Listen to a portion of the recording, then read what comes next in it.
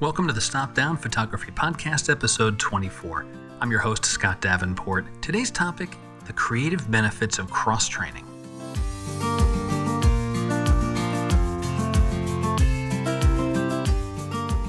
Hi everyone, welcome. Thanks for joining me today. So it is nearly the official start of summer here in 2020. Well, summer in the Northern Hemisphere. The days are longer, golden hours stretch a little further. Great time to be outside with our cameras, great time to capture landscapes. And I'm trying to build up some creative momentum as we enter these summer months. It's been a long spring, let's be honest. It's been a long spring. It's creative flow that I want to talk about today and how cross-training may help with that creative flow. If you enjoyed today's podcast, please share it with a friend on social media, with your camera club, and hey, even just shoot me a message. Let me know you enjoyed the episode. I'd appreciate that. You can contact me directly at stopdownpodcast.com. As creatives, we all know we get stuck from time to time. We hit a creative rut. And there is a habit that can help you get unstuck and maybe even reduce the number of times you get stuck creatively. What is this habit? Cross-training.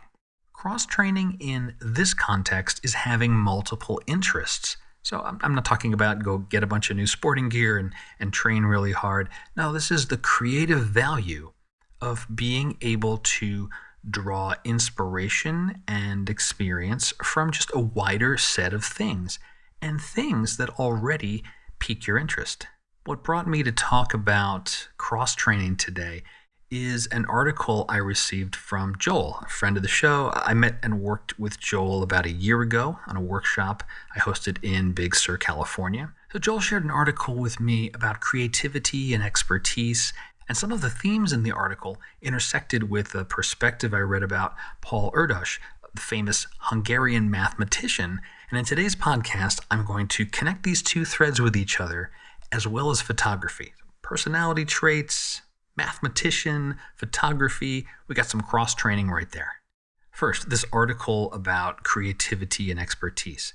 It's on a site called Personality Junkie, entitled Creator or Expert?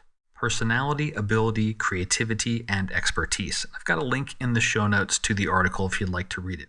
Short read, it'll take you a few minutes, and it's an interesting one.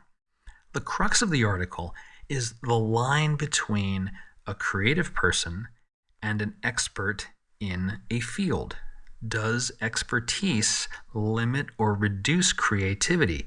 When you get so good at something, are you not able to break out of the precision-crafted mold you've made for yourself?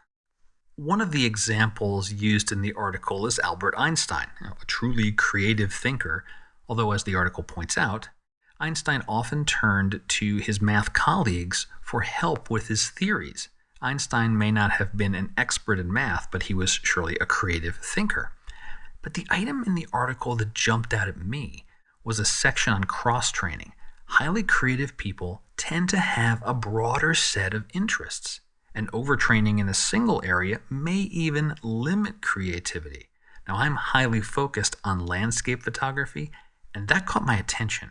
It also made me think of a story about Paul Erdos.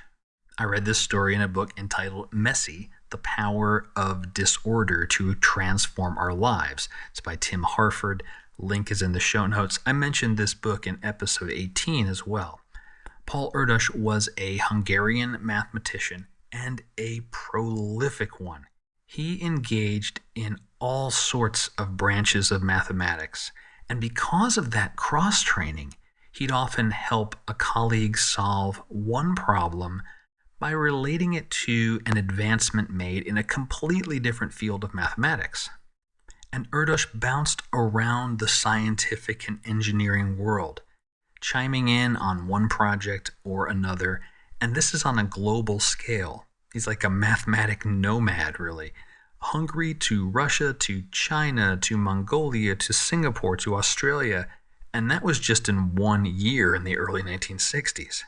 Erdos published about 1,500 papers on mathematics. It's an astonishing number for academic papers.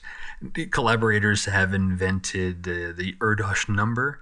The number of steps between a mathematician and Paul Erdos in terms of co-authorship.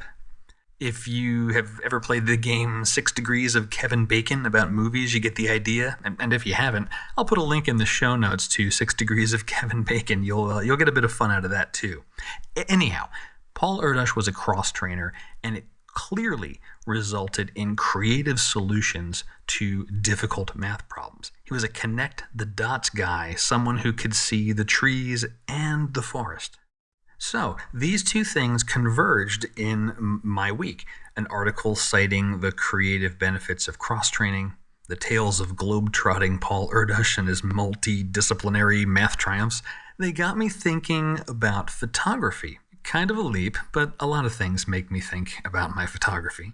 So cross-training. I'm squarely a landscape photographer with an extra focus on seascapes, a subgenre in a genre. Now, I don't claim to be an expert in landscapes or seascapes, far from it, yet I have grown to be capable at capturing a solid landscape photo. Many hours invested, practice, but has that been a double-edged sword? My view on cross-training in a photographic sense is quite different now. For most of my time with the camera, I thought of a photographer that captured quote-unquote everything as someone that didn't quite know what they wanted to do. In other podcasts, I probably have mentioned Gregory Heisler and his quote, "Shoot what you can't help but shoot." Now, that spoke to me because I feel that way about the ocean. I cannot help but take a photo of the ocean. And so I would look at cross-trainers in photography as like, dare I say it, jack of all trades but master of none. But now I'm viewing it differently. The goal of mastery in one area of photography does not have to come at the sacrifice of exploring other interests. And there may even be benefits too. Maybe I'm due for some cross-training to shake things up.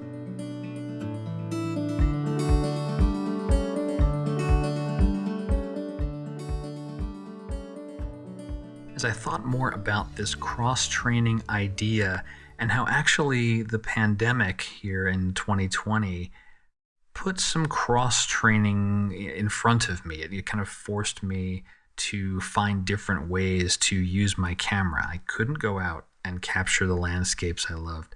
And one of the things I did was I called it the Front Yard Challenge. And if you're in the Patreon community, you saw this in early May of 2020, where you stand in a single place, and I went out to my front yard and said I'm going to make 10 photos.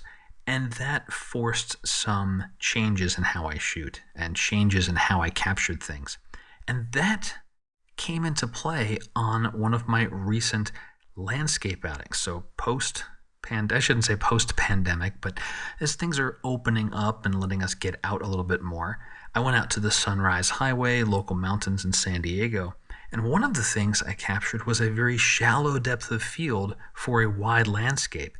It's not something I do very often, I almost never do that. But because of my front yard challenge, I'd taken some shallow depth of field photos, and that rubbed off on me. And my quote-unquote field of expertise of landscapes, I was able to try something new, or at least new to me. Another thread that connects to this idea, or at least I see the connection because cross-training is on my mind, is a promo I saw for a masterclass taught by Neil deGrasse Tyson. He's an astrophysicist, a science communicator. You've probably heard of him. And the trailer begins with Neil saying, quote, "One of the great challenges in this world is knowing enough about a subject to think you're right, but not enough about the subject to know you're wrong." Now that's an interesting tightrope to walk. And I'm not sure, but I think cross-training might help here, at least in photography. So one idea, the Paul Erdos approach. Erdos loved a broad set of mathematical fields. Squarely a mathematician, yet broad within the field of mathematics. That can apply to photography. For example, trying a different genre. It will stretch you. It will push you. A common trapping, one I freely admit I have been caught by. You think, the camera works the same way. The camera doesn't change. It's light, shutter speed, aperture, get an exposure. Reasonably easy to go take photos for a new genre, right? Product photography, portraits, street. And I'm sure many of you are already shaking your heads because you know it doesn't work that way. We think we know how to shoot street photos or a portrait because we know how to operate a camera, but we don't know that we're very wrong. And so what happens? We go try this other genre and we struggle, claw, muscle through it, but along the way, the friction makes some creative sparks. So try a new photography genre, even if it's tough, even if you don't ever share the work. Try something different that's going to be uncomfortable. Another idea is to tap into both the Einstein example from the creator or expert article and Erdos is to collaborate. Meet up with other photographers, talk with other photographers, learn from one another. The benefits may not be obvious at first. It may take months, it may take years down the line before those dots get connected. But there's conversations and those little seedlings of ideas. They can take root and they can show up in some fun, unexpected, and creative ways. A third idea for cross-training is drawing on interests outside of photography. What other interests do you have? Maybe it's an artistic interest, like painting. Maybe you paint yourself. Maybe you enjoy viewing paintings. How does a painter work that's different from a photographer? I view a painter as an art of inclusion. I choose what to put on the canvas. And photography is an art of exclusion. I choose what to eliminate from the frame. How does a painter work with light, with shadow, with composition? You get the idea here.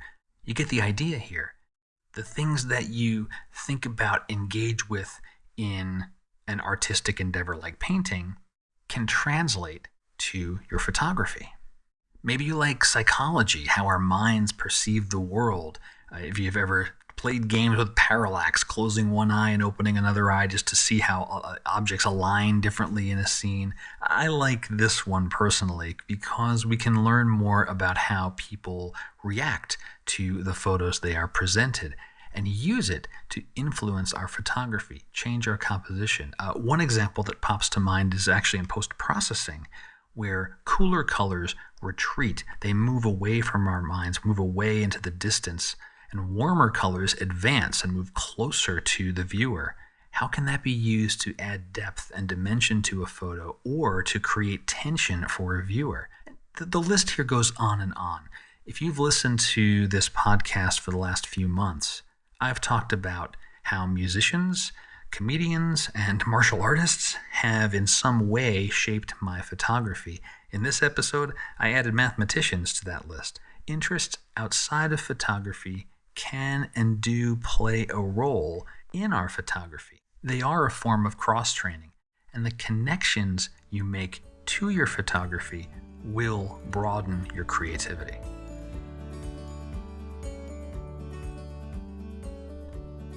As I close out today's episode, I want to thank the supporters on Patreon. I cannot express my thanks enough. It is your support that makes this podcast possible. If you're interested in learning more about the Patreon community, would like to join in, there is a support the show button on all the pages of stopdownpodcast.com. You can also check the show notes for a link and learn all about it. That'll wrap up this week's episode. If you do any cross-training, let me know about it. Shoot me a message from stopdownpodcast.com. I'd like to hear what types of things you're doing to keep your creative mind engaged. And again, if you enjoyed the podcast, please tell a friend. And if you can, rate it on Apple Podcasts. And until next time, my name's Scott Davenport. Have fun.